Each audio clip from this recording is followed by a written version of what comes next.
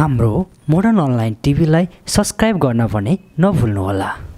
मैले केही समय अगाडि एउटा मिसनको बारेमा बताएको थिएँ। मैले भनेको थिएँ यो हामी जुन दक्षिण भारतको साइडमा सिमानामा पर्खाल लाउने काँडेतार लाउने जुन कुरा गरिरहेका छौँ त्यो फजुलको खर्च मात्र हो, त्यो गर्नुको कुनै जरुरी छैन भनेर मैले बताएको थिएँ। किनभने देशभित्रै लेन्डुपेहरू हुन्छन्, देशभित्रै यो देशलाई सर्वनाश गर्ने तत्त्वहरू हुन्छन्। जबसम्म देशभित्र देशका गद्दारहरू हुन्छन् त्यो बेलासम्म पर्खालको कुनै औचित्य हुँदैन। पहिला देशभित्रका गद्दारहरूलाई सर्वनाश गर्न जरुरी छ। र एउटा अर्को महत्त्वपूर्ण कुरा के मैले बताएको छु भने अब हामीले हाम्रो सेनालाई विश्वको सर्वशक्तिमान सेनासँग टक्कर गर्न सक्ने एक महान सेना, एक ओजस्वी वीर गोर्खाली सेना बनाउन सक्छौँ। यो सम्भावना स्पष्ट रूपमा देखिएको छ र त्यसको लागि हामीले धेरै काम पनि गर्नु पर्दैन। यो इतिहास साक्षी छ। हामीले इतिहासमा यस्तै कठिन परिस्थितिमा पनि यो गोर्खाली सेनाको फर्म्याट गरेका हौँ। राजा पृथ्वीनारायण शाह माटाको दरबारमा बस्ने एउटा गाउँले देशका राजा, त्यो देशका राजाले एउटा विशाल साम्राज्य म बनाउँछु भनेर परिकल्पना गरे, सोच गरे। त्यो बेला पनि यो देशमा पैसा थिएन। यो देशका जनतालाई त्यो बेला पृथ्वीनारायण शाहलाई विशेनगरजीले सानो सानो सिक्का उठाउनको लागि सल्लाह दिएका थिए, जसको परिणाम यो देशमा एउटा महान सेना बन्यो र वीर गोर्खाली सेना जसको इतिहास विश्वमा छ। र मैले भन्ने गरेको छु आज पनि हामी यही काम गरेर जुन पर्खाल लाउने त्यत्रो ठुलो खर्चको कुरा हामी गरिरहेका छौँ, हाम्रा कुराहरू मोडिएका मात्र छन्। हामी जब राष्ट्रवादको कुराहरू ल्याउँछौँ, राष्ट्रको कुराहरू गर्छौँ, त्यो बेला हामीलाई छरष्ट पारिएको छ, हाम्रा विचारहरूलाई चारतिर छरिएको हुन्छ। यो कारणले गर्दा हामी ठिक ढङ्गले निर्णय गर्न सकिरहेका छैनौँ। अहिले पनि कोरोनाको सङ्क्रमण भएको बेला के भनिन थालेको छ भने यो देशको सेना घटाउनुपर्छ, खर्च घटाउनुपर्छ भनेर अहिले पनि रामशरण महत, राम कार्की र शशि श्रेष्ठहरू बजारमा कुर्लिन थालेका छन्, संसदमा कुर्लिन थालेका छन्। यो नियोजित खेल हो। यसरी नै हाम्रो सेनालाई योभन्दा अगाडि पनि घटाइएको थियो र यो देश खाने प्रपञ्च गरिएको थियो। म भन्ने गर्छु हामी एउटा नवनिर्माण सेना बनाउँदैछौँ। अब त्यो नवनिर्माण सेना यो देशको गद्दारहरूलाई तहलाउने मात्र होइन, यो देशको निर्माण पनि गर्छ र यो देशमा आवश्यक परेको बेला बन्दुक पनि बोक्छ। यो किसिमको यो नवनिर्माण सेना म सचेत नेपाली महाअभियानले बनाउन लागिरहेको छ। र हामी कसरी बनाउन सक्छौँ त? अब यो अहिलेको सेना जुन हामीसँग छ यो विश्वको शक्तिमान सेना हो र हामी एक रुपैयाँ उठाएर, हजार उठाएर, लाख करोड उठाएर हामी यो देशको सेनाको लागि हामी शक्तिशाली हात हतियारहरू ल्याउन सक्छौँ। यो सम्भावना छ। त्यसको लागि हामी सबले एकसाथ पहल गरेको पनि हुनुपर्छ। यदि हामीले त्यो पहल गरेनौँ, केवल हामी छरिएर रह्यौँ, हामी अरूका कुराहरू, अरूका मिसनमा लागिरह्यौँ भने यो सम्भावना देखिँदैन। मैले यसको लागि 1 करोड रुपियाँ म मेरो खातामा राख्छु र संसारभरिका जनताहरूले पनि त्यसमा पैसा राख्नुहुन्छ र हामी त्यो पैसाले हतियार किन्छौँ भन्दा धेरै मानिसहरूले यो एउटा सनकी विचार हो भने। तर म तपाईँलाई एउटा उदाहरण दिन चाहन्छु। मलेसियाको ऋण, यति धेरै ऋण बढेको थियो त्यो मलेसियाको संसारभरिको ऋण भएको बेला त्यहाँ एउटा युवकले एक दिन यो कुरा थाहा पायो, मेरो देशलाई ऋण छ, मेरो देशलाई यति धेरै ऋण छ भन्ने थाहा पाएपछि त्यो युवकले घोषणा गर्यो, म यो देशको ऋण तिर्नेछु। तब उनले संसारभरिका मलेसियनहरूलाई आह्वान गरे र उनले म अब यो देशको ऋण तिर्नको लागि तपाईँहरू यो खातामा पैसा हाल्नुहोस् भने र संसारभरिका मलेसियनहरूले पैसा खातामा राखे र त्यो पैसा उनले सरकारलाई दिए र देशको ऋण तिरियो। हामी यो देशलाई सशक्त बनाउन किन सक्दैनौँ? हामी किन हेपिएका छौँ? शक्ति सानो ठुलो हुँदैन, सार्वभौम सत्ता सानो ठुलो हुँदैन, तर हामी किन हेपिएका छौँ? तपाईँ हेर्नुहोस्, एउटा सानो कन्ट्री इजरायल जस्तो सानो देशको यत्रो सम्मान छ विश्वमा। उत्तर कोरियासँग डोनाल्ड ट्रम्प वार्ता गर्छन्, दुनियाँका शक्ति राष्ट्रहरू पुटिन वार्ता गर्छन्, संसारभरिका महान शक्ति राष्ट्रहरू उनीसँग वार्ता गर्नको लागि लालायित हुन्छन्, उनीसँग कुरा गर्नको लागि, उत्तर कोरियासँग सम्बन्ध बनाउनको लागि लालायित हुन्छन्। त्यसको कारण के हो? त्यसको कारण हो उनीसँग भएका मिसाइल, उनीसँग भएका हतियार र त्यो देशमा भएका जाँबाज सिपाहीहरू। यो देशमा पनि त्यही छ। हामी यो देशलाई महान बनाउने हो भने हामीले पनि यो काम गर्नु छ। अहिले राष्ट्रवादी देखिने केही मानिसहरू बाटोमा उफ्रिरहन्छन्। बाटोमा उफ्रिएर उनीहरू भारतको झन्डा जलाउँछन्, भारतको मोदीको टाउको बनाएर जलाउँछन्। त्यसको के अर्थ हुन्छ? जबसम्म तपाईँ आफू शक्तिशाली हुनुहुन्न, तपाईँको मेरुदण्ड ठिक हुँदैन, मेरुदण्ड ठिक नभएसम्म तपाईँ शक्तिशाली बन्नुहुन्न, तबसम्म तपाईँले केही पनि गर्न सक्नुहुन्न। तपाईँ कोहीसँग समानता प्राप्त गर्न पनि सक्नुहुन्न। यदि समानता चाहनुहुन्छ, स्वाभिमान उच्च राख्न हामी चाहन्छौँ, हामी नेपाली जनता स्वाभिमान चाहन्छौँ भने हामीले टक्कर दिन सक्ने महान गोर्खाली सेना बनाएको हुनुपर्छ। यो अत्यन्त जरुरी छ, यो अत्यन्त जरुरी छ। र यसको लागि हामी सबैले आफ्नो आफ्नो क्षेत्रबाट योगदान दिएको हुनुपर्छ। म 1 करोड रुपियाँ खातामा जम्मा गराउन चाहन्छु र यसको लागि तपाईहरू पनि जोडिन जरुरी छ। हामी हाम्रो देशको सेनालाई विश्वको महान सेनामा परिणत गर्न सक्छौँ, हामी टक्कर दिन सक्छौँ। हामी यो ठुलो साम्राज्य भनिएको, जसलाई तपाईँ देखिराख्नु भएको छ, यत्रो ठुलो राष्ट्रसँग हामी कसरी लड्न सक्छौँ भनेर भनिएको छ। जब तपाईँ शक्तिशाली बन्नुहुन्छ, तपाईँ लड्नु पर्दैन, तपाईँलाई नलडिकन सबैले सम्मान दिन थाल्छन्, तपाईँको इज्जत हुन थाल्छ, मानिसहरूले तपाईँको इज्जत गर्न थाल्छन्। तपाईँ शक्तिशाली हुनुहुन्न भने तपाईँले कहीँ पनि इज्जत पाउनुहुन्न। यो संसारमा राष्ट्रले होस् या व्यक्तिले इज्जत पाउनको लागि 3 कुराहरूको आवश्यकता पर्दछ। पहिलो कुरा, तपाईँसँग धन हुन जरुरी छ, जस्तो स्विजरल्यान्डसँग धन छ, विश्वका ब्याङ्कहरू छन् स्विजरल्यान्डसँग, र ऊ सेना नभए पनि शक्तिशाली छ, उसको आवाज सुनिन्छ विश्वमा, मानिसहरूले उसको आवाज सुन्छन्, राष्ट्रहरूले उसको आवाज सुन्छन्, किनभने उसँग धन छ। र शिक्षा र स्वास्थ्य पनि राम्रो हुन अत्यन्तै जरुरी छ। जुन देश शिक्षित छ, जस्तो जर्मनी, तपाईँ जर्मनीलाई हेर्नुहोस्, ऊ राम्रो आविष्कार गर्न सक्छ, राम्रो उनीहरूको शिक्षा प्रणाली छ, सबै कुराहरू उनीहरूको योग्य छ। त्यसकारणले त्यो देश जर्मनी विश्वको महान शक्तिशाली देश हो, उसको कुरा सुनिन्छ। र अमेरिका शक्तिशाली छ, अमेरिकासँग हतियार छन्, वेपन्स छन्, संसारलाई लिड गर्न सक्ने शक्ति छ, त्यसैले अमेरिकाको कुरा सुनिन्छ। इजरायलको कुरा सुनिन्छ, उसँग शक्ति छ। उत्तर कोरियाको कुरा सुनिन्छ, उसँग पनि शक्ति छ। तर हामीसँग के छ?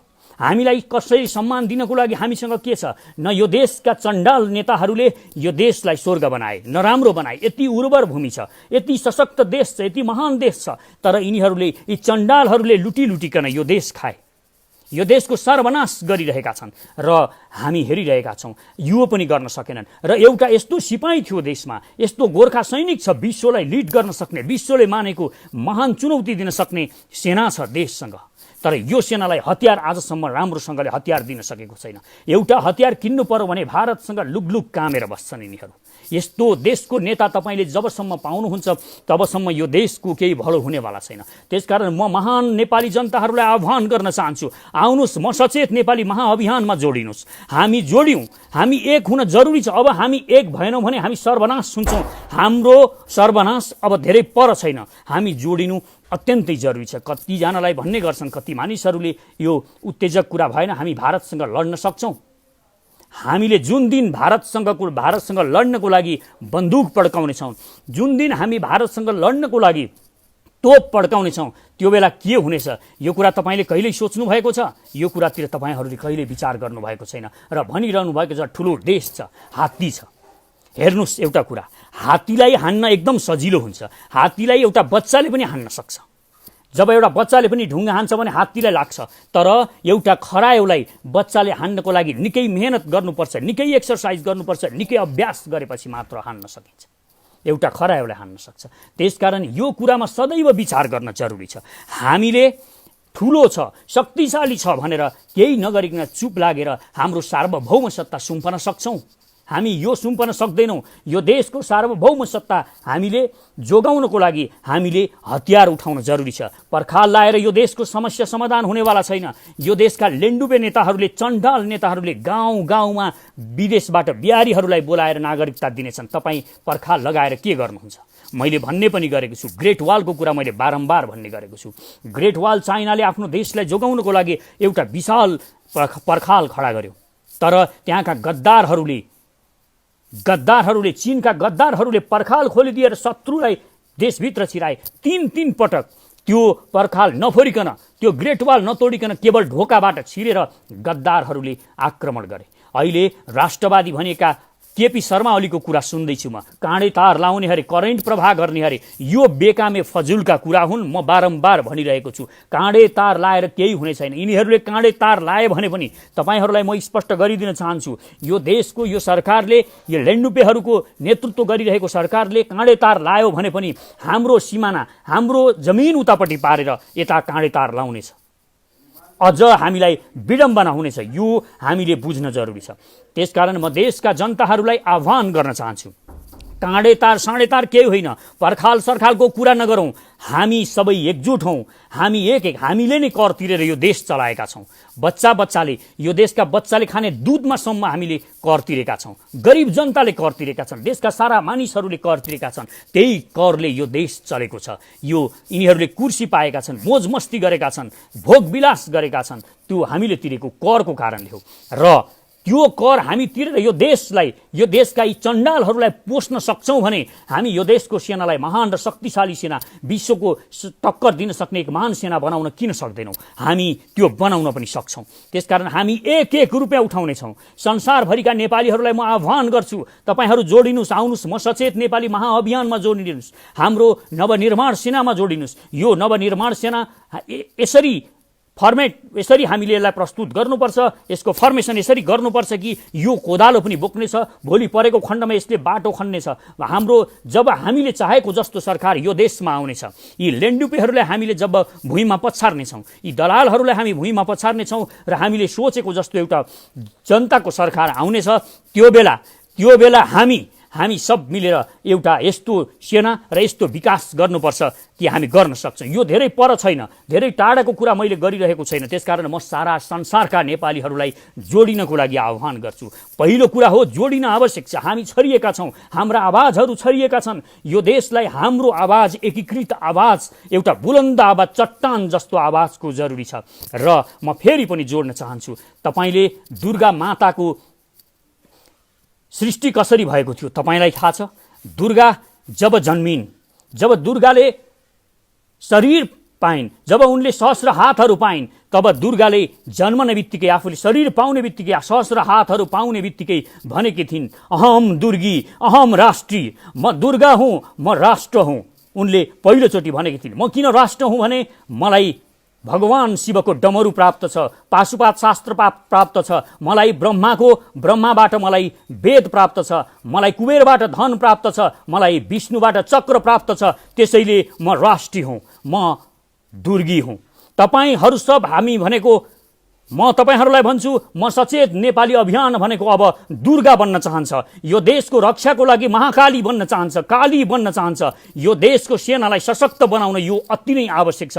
त्यसकारण अब दुर्गाले जसरी भन्नु परेको थियो, तपाईँले एक रुपियाँ उठाएर यो देशको लागि, यो देशको शक्तिको लागि, यो देशको दुर्गाको लागि तपाईँले अब डमरू दिनुपर्छ, तपाईँले ज्ञान दिनुपर्छ, तपाईँले धन दिनुपर्छ, तपाईँले नै सबै कुरा दिनुपर्छ। तपाईँ कुबेर हो, तपाईँ नै सबै कुरा हो, हामी जनता नै सबै कुरा हो भन्ने कुरा हामीले महसुस गर्नुपर्छ। कोही नेता बनेर केही हुनेवाला छैन, एउटा नेताले यो देश बनाउनेवाला छैन।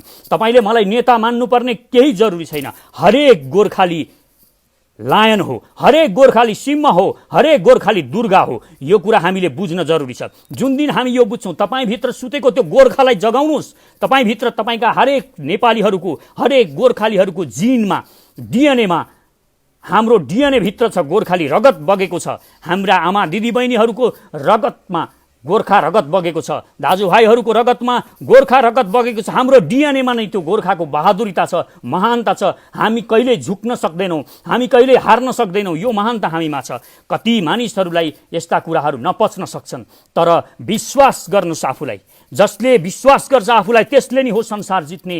डराएर कहिल्यै पनि कायरहरूले कहिल्यै पनि संसार जित्न सक्दैनन्। कायरहरू जहिल्यै दास हुन्छन्, कायरहरू कहिल्यै पनि स्वतन्त्र हुन सक्दैनन्। जब तपाईँ कायर बन्नलाई स्वीकार गर्नुहुन्छ, जब तपाईँ भारत ठुलो छ, भारत महान छ, त्योसँग हामी लड्न सक्दैनौँ भनेर स्वीकार गर्नुहुन्छ, त्यो दिन तपाईँले दासत्व स्वीकार गर्नुहुन्छ। त्यो दिन तपाईँले हार स्वीकार गरेको मानिनेछ।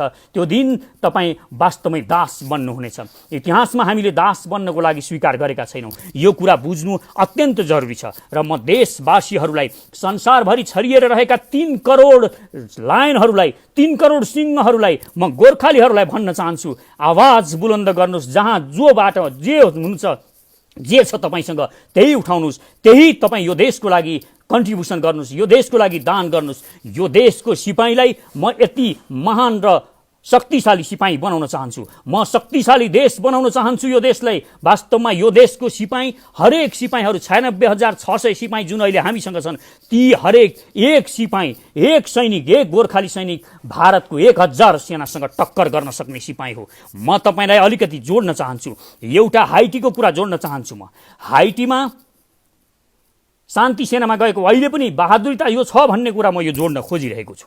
बहादुरी, गोर्खा सेना अहिले पनि बहादुर छ, ऊ सामान्य हतियारले नै चुनौती दिन सक्छ कसैलाई पनि भनेर म यहाँ जोड्न खोजिरहेको छु। यो त्यो बेलाको कुरा हो। हाइटीको मिसनमा, शान्ति मिसनमा नेपाली गोर्खाली सेना थिए र त्यहाँ अरू 12वटा कन्ट्रीका सँगै सेनाहरू थिए। त्यहाँको जातिवादी उग्रवादीहरूले आक्रमण गरे। आक्रमण गरिसकेपछि के भयो? आक्रमण गरिसकेपछि त्यहाँ अरू देशका सेनाहरू भागाभाग गर्न थाले, लुक्न थाले। तर गोर्खालीहरू अगाडि बढे र आदेश माग्न थाले, तुरुन्त आदेश दिए। शान्ति मिसनमा गएको सेनालाई पनि आदेश बिना उनीहरूले पनि गोली चलो, यताबाट यहाँको अफिसर कराउन थाल्यो, तुरुन्त हामीलाई आदेश दिए, हाम्रो जवानहरू लडिसके, हाम्रा जवानहरू मरिसके। एक नेपाली गोर्खाली सेनालाई पनि त्यहाँ छातीमा गोली लागेको थियो। गोर्खाली सेना कहिल्यै पनि झुकेर पिठ्यौँमा गोली खाएर मर्दैन, यो कुरा तपाईहरूले बुझ्न जरुरी छ। गोर्खाली सिपाही त्यो सिपाही हो र म पनि यो भन्न चाहन्छु कि हामी कायर नबनौँ। र त्यो हाइटीमा के भयो? उनीहरूसँग निकै, ती विद्रोहीहरूसँग, जातिवादी विद्रोहीहरूसँग निकै सशक्त हतियारहरू थिए। जब आदेश आएको आधी घण्टामा उनीहरूको क्याम्पमा गोर्खाली जवानहरू पुगे, गोर्खाली सेनाहरू पुगेर उनीहरूले आक्रमण गरेर तिनीहरूलाई भगाए। आधी घण्टाभित्रमा अरू धेरै पछि थिए। यो हाइटीको कुरा हो। र त्यो बेला ती 12 देशका कन्ट्रीका मानिसहरूले गोर्खा सैनिकहरूलाई त्यहाँ भनेका थिए। मेरो एउटा साथीले सुनाएको कुरा यो भनिरहेको छु म, त्यही जो त्यो बेला खटेका थिए उनले भनेको कुरा सुनाउँदैछु म। र उनले भने, वास्तवमै त्यो दिन मलाई लाग्यो हामी बहादुर छौँ।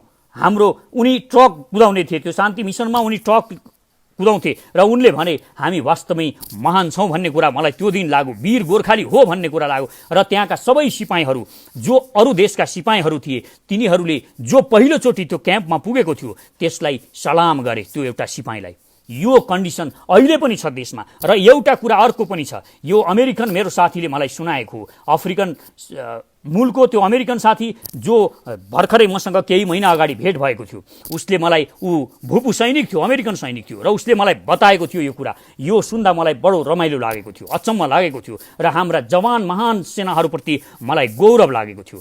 उनले बताएका थिए, हामी एक ठाउँ जाँदै गर्दाखेरि बाटोमा पहिरो आयो र पहिरो आएर त्यो पहिरोमा परेर हामी अगाडि बढ्न सकेनौँ पहिरोको कारणले।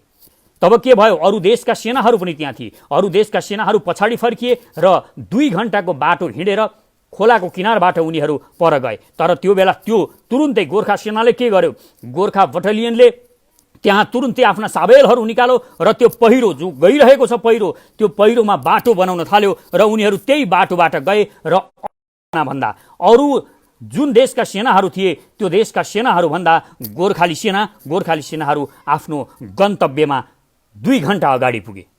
यो छ हाम्रो बहादुरिता। र ती अमेरिकन सैनिक जो अफ्रिकन मूलका छन् तिनले मलाई बताएका थिए, वास्तवमा गोर्खा सैनिक बहादुर भन्थे। मैले त देखेको थिइनँ त्यो दिन, आज मात्र मैले देखेँ र मलाई वास्तवमै थाहा भयो, वास्तवमै गोर्खालीहरू बहादुर हुँदा रहेछन्। उनले मलाई सुनाएको कथा हो यो। त्यसकारण हामी कायर छैनौँ, हामी बुद्धु पनि होइनौँ। हामी अब सचेत नेपाली नागरिक हौँ। हामी सचेत हुन जरुरी छ। कसैका भ्रममा हामी पर्नेवाला छैनौँ, हामी जोडिनेवाला छौँ। र म संसारभरिका नेपालीहरूलाई जोडिनको लागि आह्वान पनि गर्छु। र म यो देशको सेनालाई, हाम्रो देशको सेनालाई, मेरो देशको नेपालको सेनालाई म विश्वको महान र शक्तिशाली सेनामा रूपान्तरण गर्ने मिसनमा छु। तपाईँ पनि जोडिनुहोस्। यो देशको सेनालाई महान सेना बनाउनुपर्छ। यो देशको सेना टक्कर दिन सक्ने, भोलि अमेरिका होस् या चीन होस्, चाहे भारत किन नहोस्, जोसुकैसँग पनि लड्न सक्ने एक महान सेना बनाउन जरुरी छ। र मैले अघि जोड्न खोजिरहेको थिएँ, हामीले जुन दिन अहिले लिपुलेख र कालापानीमा कूटनैतिक नोटहरू पठाएर, उनीहरूसँग वार्ता गरेर, सचिवलाई वार्तामा पठाएर, अनि सुजाता कोइराला, माधव नेपालहरू, यी लेन्डुपेहरूलाई वार्ता गर्न दिल्ली पठाएर यो समस्याको समाधान हुन्छ? जसले भारतीयहरूको तलब खान्छन्, जसले भारतीयहरूको पैसा खान्छन् तिनीहरूलाई ती दलालहरूले गएर वार्ता गरेर यो देशको समस्या समाधान गर्छन् भने तपाईँ विश्वास गर्नुहुन्छ? यो विश्वासमा कदाचित पनि नपर्न म मेरा देशवासीहरूलाई हार्दिक अनुरोध गर्छु। छाती ठुलो बनाउनुहोस्, छाती ठुलो बनाउनुहोस्। देशको लागि लड्ने बेला आएको छ। मैले त आदरणीय दाजुभाइ दिदीबहिनीहरू, मैले त यो टाउको बुझाइसकेको छु। यो टाउको मूल्य मैले बुझाइसकेको छु। यो देशको लागि मैले शिर झुकाइसकेको छु। यो देशको लागि मैले बुझाइसकेको छु यो टाउको। र जुन दिन यो टाउको गिडिनेछ त्यस दिन 3 करोड टाउकोहरू बिउजने छन्, मलाई थाहा छ। त्यसकारण म देशभरिका जनताहरूलाई आह्वान गर्न चाहन्छु, म मरौँला, म मरे पनि म पनि पिठ्यौँमा गोली खाएर मर्नेवाला छैन। गद्दारहरूले मलाई मार्लान्, तुरुन्तै मार्लान्, यस्ता किसिमका धम्कीहरू आइरहेका छन्, तर म छातीमा गोली खाएर मर्नेछु। तपाईँलाई विश्वास दिलाउन चाहन्छु, म अगाडि गोली खाएर मर्नेछु, पछाडि गोली खाएर मर्ने छैन। म जुधेर मर्नेछु, म लडेर मर्नेछु, मलाई विश्वास छ। र म अहिले पनि भनिदिन्छु, कालापानीमा कति सेना राखेको छ भारतले? 1000 सेना केवल।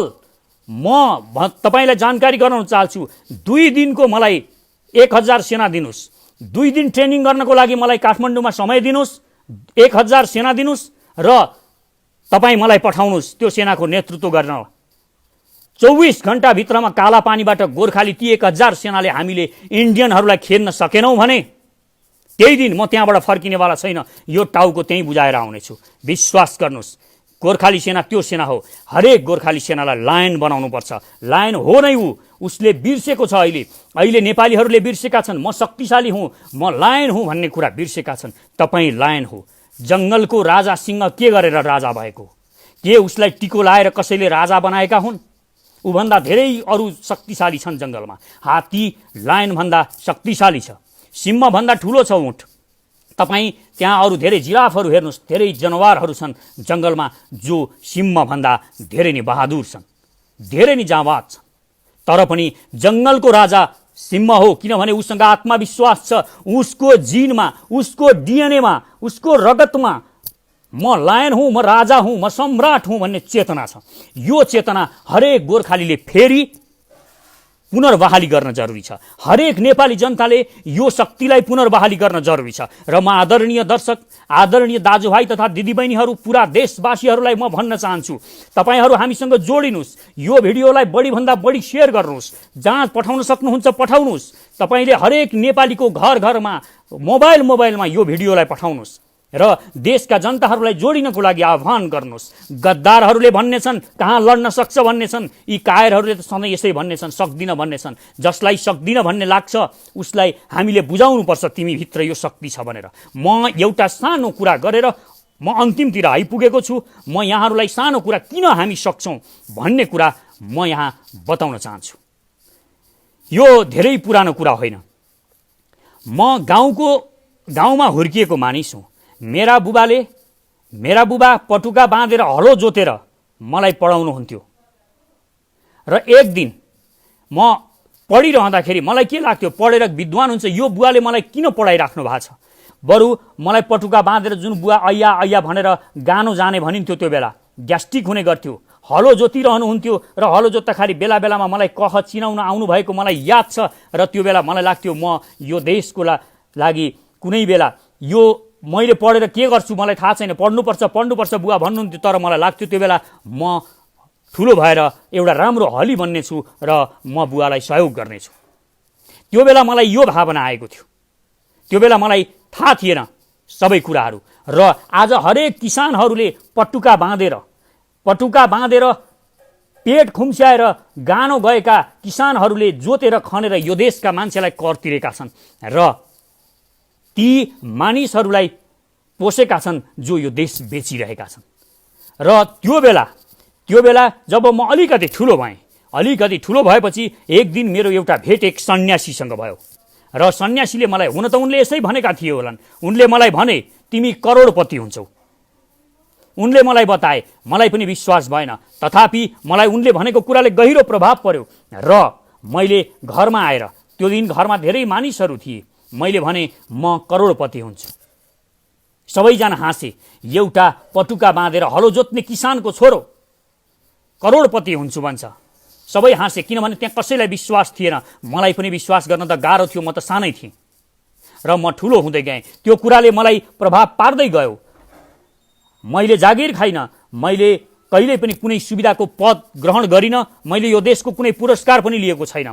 तर पनि म भन्छु त्यो बेला जुन मैले बोलेको थिएँ म करोडपति हुन्छु, जुन विश्वास थिएन, मलाई पनि विश्वास थिएन, तर त्यो करोडपति हुन मलाई टाइम लागेन। म करोडपति भएँ, त्यो बेला विश्वास थिएन, मैले करोड कमाएँ। अब म आज भन्छु यो देशको सेनालाई म विश्वको शक्तिशाली सेना बनाउँछु। कति मानिसहरूलाई, लाखौँ मानिसहरूलाई विश्वास नलाग्न सक्छ, म ती मानिसहरूलाई विश्वास दिलाउन चाहन्छु। र तपाईँ पनि जो जहाँ हुनुहुन्छ, जे गर्नुहुन्छ, तपाईँ ठुलो सोच्नुहोस्, तपाईँ जे सोच्नुहुन्छ त्यो गर्न सक्नुहुन्छ। र यो देशको सेना बनाउनको लागि, महान सेना बनाउनको लागि, यो देशलाई महान बनाउनको लागि कलेक्टिभ माइन्ड, हाम्रो सामूहिक सोच एउटै हुनुपर्छ। हामी सबैले सोच्नुपर्छ यो देशको सेना महान हुन्छ, हामी सुपर पावर हुन्छौँ। हामीसँग पनि हामी उत्तर कोरिया र इजरायल जस्तो बन्न सक्छौँ। उत्तर कोरिया भनेको कुनै ठुलो देश होइन, हामीले देखेका छौँ। उत्तर कोरिया भनेको नेपालभन्दा सानो देश हो, इजरायल भनेको नेपालभन्दा 6 गुणा सानो देश हो, ती देश 7 गुणा सानो देश हो। ती देशहरू त त्यति महान र शक्तिशाली बन्न सक्छन् भने यो नेपाल जो जन्मजात महान छ, जो जन्मजात शक्तिशाली छ, यो कसरी महान बन्न सक्दैन? त्यसकारण विश्वास गर्नुहोस्, आफूलाई विश्वास गर्नुहोस्, जोडिनुहोस्। आफ्ना साथी जहाँ तपाईँ हुनुहुन्छ, जिल्लामा हुनुहुन्छ भने जिल्लाका साथीहरू जोडेर जिल्लामा आफ्नो संयोजनमा कमिटी बनाउन थाल्नुहोस्। म तपाईँहरूलाई अनुरोध गर्छु, कमिटी बनाउन थाल्नुहोस् र नवनिर्माण सेनाको एउटा अर्को कमिटी बनाउनुहोस्, जहाँ जवानहरू हुनुहुन्छ, जो युवाहरू हुनुहुन्छ, उहाँहरूलाई नवनिर्माण सेनामा राख्नुहोस् र तपाईँ संयोजन गर्न थाल्नुहोस् जिल्लामा। र विदेशमा भएका, संसारभरि छरिएर बस्नुभएका तपाईँ संसारभरि हुनुहुन्छ नेपालीहरू, तपाईँ दाजुभाइहरूलाई म अनुरोध गर्छु, आफ्नो जुन देशमा हुनुहुन्छ त्यही देशमा कमिटी बनाउनुहोस् र कमिटी बनाएर आफ्नो संयोजनमा तपाईँ काम सुरु गर्नुहोस्। अनि हेर्नुहोस्, केही वर्ष पनि पर्दैन, एक वर्षभित्रमा हामीले यहाँ रूपान्तरण गर्न सक्छौँ, यो देशमा परिवर्तन गर्न सक्छौँ। त्यसकारण हार मान्ने, डर मान्ने कुरा छैन। शक्ति सानो ठुलो हुँदैन, सार्वभौम सत्ता सानो ठुलो हुँदैन। शक्ति हात्ती जत्रो भएर शक्ति प्राप्त गर्ने होइन। अणुबम सानो हुन्छ तर विशाल विशाल पहाडहरूलाई ध्वस्त पार्छ, सहर र नगरहरूलाई ध्वस्त पार्छ। शक्ति कहाँ हुन्छ?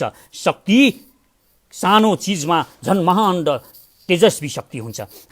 तथापि पनि हामी सानो छैनौँ, हामी महान विश्वका धेरै ठुला देशहरूमध्येमा पर्छौँ। हामी दुईटा ठुला देशहरूको बीचमा भएकोले मात्र हो यी दुईटा ठुला देशहरूले हामीलाई चेपुवामा पारिरहेका छन्। यो कुरा बुझ्न जरुरी छ। यिनीहरूले मिलिमिली खाएका छन् वरिपरि।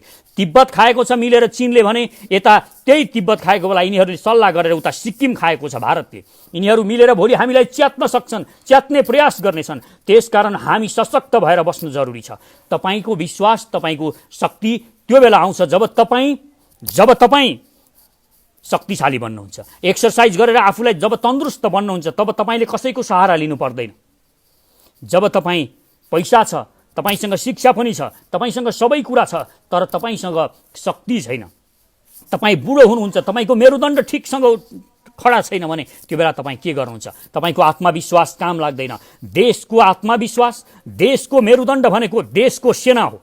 यो कुरा बुझ्न जरुरी छ। देशको सेनालाई सशक्त बनाउने अभियानमा लाग्नुस् र जो यो देशको सेनालाई कमजोर पार्ने बारेमा बोल्छ, जो यो देशको सेना घटाउनुपर्छ, कम गर्नुपर्छ भनेर बोल्छ, त्यसको मुखमा जुत्ता हान्नुस्। त्यो गद्दार हो, त्यो गद्दारलाई सजाय गर्नुपर्छ। त्यसकारण हामी बाहिरका गद्दारहरूसँग लड्न सक्छौँ, तर देशभित्रका गद्दारहरूसँग लड्नको लागि हामीले अलिक सचेत हुन जरुरी छ। अनि कोही मानिसहरूले मलाई भन्ने गरेका छन्, म अन्तिमतिर आइपुगेको छु, म यहाँहरूलाई बताउन चाहन्छु। केही साथीहरू मलाई भन्ने गरेका छन्, तपाईँ किन मोदीको पुतला जलाउन सडकमा आउनु भएन? तपाईँ किन भ्रष्टाचारीको पुतला जलाउन सडकमा आउनु भएन? म दाजुभाइ दिदीबहिनीहरूलाई भन्न चाहन्छु, 20 वर्ष अगाडि मैले पुतला जलाएको थिएँ। जसको पुतलाहरू हामीले जलाएका थियौँ ती अहिले मन्त्री र प्रधानमन्त्री बनेका छन्। ती गद्दारहरूले अहिले ठुला ठुला घर र महलहरू प्राप्त गरेका छन्। पुतला जलाएर केही हुँदैन। यी गद्दारहरूको पुतला जलाउने होइन। अब सचेत नेपाली महाअभियानले कसैको पुतला जलाउँदैन, स्वयं भ्रष्टाचारीहरूलाई जलाउँछ। कुनै देशद्रोही लेन्डुपेको पुतला जलाउँदैन, स्वयं लेन्डुपेलाई नै जलाउँछ। यो म सचेत नेपाली अभियानले गर्छ। अब यो गरेर देखाउँछ म सचेत नेपाली महाअभियानले। त्यसकारण म तपाईहरूलाई भन्न चाहन्छु, आउनुस्, जोडिनुस्, एकसाथ मिलेर अघि बढौँ। कङ्क्रिट जस्तो भएपछि कुनैका शक्तिले हामीलाई तोड्न सक्दैन, तोड्न नसक्ने हुनुपर्छ। त्यसकारण म अहिले एकजना, पहिलो पटक मैले अघि यो मेसेज गरेको थिएँ, पहिलोपटक जब मेरो मेसेजको प्रतिक्रिया एक चौधरी भाइले गर्नुभएको थियो, थारू भाइले, र म उहाँलाई सलाम गर्न चाहन्छु। यो देशको रक्षाको लागि भोलि लड्नु पर्यो भने सबैभन्दा अगाडि थारू र सबैभन्दा अगाडि मधेस हुन सक्छ। मधेसका जनताहरूलाई भ्रममा पारिएको छ, भारतका मानिसहरूले भ्रममा पारेका छन्। यो भ्रमबाट मधेसलाई पनि मुक्त गर्नु छ। हामी सबै मिलेर यो मुक्तिको आन्दोलनमा लागौँ। र कोही पनि म तपाईहरूलाई अनुरोध गर्न चाहन्छु, अहिले जो मानिसहरू भनिरहेका छन्, हाम्रा ब्रिटिस आर्मीहरू, भूतपूर्व गोर्खा सेनाहरू जो अहिले छन्, तिनीहरूलाई फिर्ता आउनको लागि हामीले आह्वान गर्नुपर्छ, सरकारले भन्नुपर्छ भनेका छन्। यो गलत कुरा हो। म तपाईहरूलाई बताउन चाहन्छु, यो गलत कुरा हो। यो होइन, उहाँहरूलाई अहिले त्यहीँ रहन दिनुहोस्, त्यहीँ शक्ति आर्जन गर्न दिनुहोस्, उहाँहरूलाई गाली नगर्नुहोस्। त्यहाँ बसेर उहाँहरूले सिक्नुहुन्छ, शक्ति आर्जन गर्नुहुन्छ। जुन दिन यो देशलाई साँच्ची नै उहाँहरूको आवश्यकता पर्छ, त्यो बेला यो देशले, मातृभूमिले उहाँहरूलाई बोलाउनेछ, आह्वान गर्नेछ। त्यो आह्वान गर्न साथ उहाँहरूले बन्दुक बोकेर, त्यो बन्दुक उनीहरूको बन्दुक उनीहरूलाई फ्याँकेर उहाँहरू आउनुहुनेछ। यो विश्वास गर्नुहोस् आफ्ना दाजुभाइप्रति। त्यसकारण जताभावी मानिसहरूले दिएका तर्कहरूमा विश्वास नगर्नुहोस्। कङ्क्रिट र भित्री तर्क के हो? नाभि स्थानमा आक्रमण गर्नुहोस्। रावणलाई नाभि स्थानमा नहानिकन मर्दैन। यो कुरा बुझ्न जरुरी छ। र यो देशलाई बनाउने हो भने हामीले कहाँ हो हान्नुपर्ने त्यहाँ हान्नुपर्छ, के ठाउँ बनाउनु पर्ने हो त्यो बनाउनुपर्छ। यो देशको सेनालाई जुन दिन हामी शक्तिशाली बनाउनेछौँ, तब यो देशको प्रधानमन्त्री जब भारत जान्छ, जब अमेरिका जान्छन्, त्यो बेला यिनीहरूले मुख्यमन्त्रीको जस्तो स्थिति भोग्नु पर्दैन। त्यो बेला यिनीहरूलाई सम्मानका साथ एयरपोर्टमा लिन त्यहीँको प्रधानमन्त्री आउँछ। अहिले पिउपा आउँछ, अहिले त्यहाँको सहसचिव र उपसचिवहरू आउँछन्। यो बेइज्जती हो हामी नेपालीहरूको, हामी नेपालको बेइज्जती हो। यो सहनु ठिक छैन। त्यसकारण आउनुहोस्, जोडिनुहोस्। यो देशको सेनालाई जुन दिन हामी सशक्त बनाउँछौँ, तब मात्र हाम्रो पनि सम्मान मिल्छ। धन्यवाद। र आदरणीय दाजुभाइ दिदीबहिनीहरू, यो भिडियोलाई बढीभन्दा बढी सेयर गर्नुहोस्। तपाईको युट्युब च्यानल छ भने युट्युब च्यानलमा काटेर यो भिडियो राख्नुहोस्, यस भिडियो बनाएर हाल्नुहोस्। बढीभन्दा बढी मानिसहरूलाई यो भिडियो पुर्याउनुहोस् र बढीभन्दा बढी मानिसहरूलाई जोड्नुहोस्। जोड्न जरुरी छ। र म बेला बेलामा लाइभमा आउनेछु र चाँडै नै म एउटा निर्णायक कदम चाल्न गइरहेको छु र त्यो निकै नै उत्साहजनक हुनेछ। म यहाँहरूलाई हार्दिक अनुरोध गर्न चाहन्छु। र तपाईहरू जो पनि जोडिनु भयो, जसले पनि सहमति जनाइराख्नु भएको छ, म तपाईहरूलाई हार्दिक धन्यवाद दिन चाहन्छु। र मलाई मात्र विश्वास नगर्नुहोस्। म तपाईहरूसँग हात जोडेर बिन्ती गर्छु,